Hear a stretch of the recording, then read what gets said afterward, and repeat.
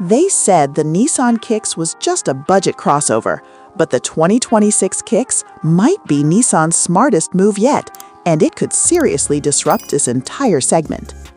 Here's why this car matters right now. Buyers want SUV looks, low fuel cost, modern tech, and an affordable price. And the 2026 Kicks lands exactly where cars like the Toyota Corolla Cross and Hyundai Venue are fighting hardest. This isn't just an update, it's Nissan protecting its future. Now let's talk design. The new Kicks looks wider, tougher, and more confident than before. The front end finally feels aggressive, but here's the surprise. From some angles, the rear still feels a bit safe. Not bad, just not bold. Step inside, and this is where things get interesting. The cabin feels more premium than you expect at this price.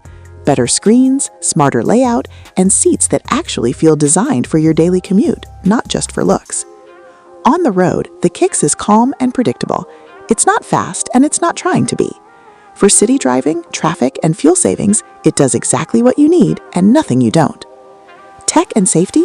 Nissan focuses on benefits, not gimmicks. Driver assists that reduce stress, not add complexity. You feel more confident, not overwhelmed. But here's the one compromise you should know. If you want power or all-wheel drive, this isn't your car. Final verdict?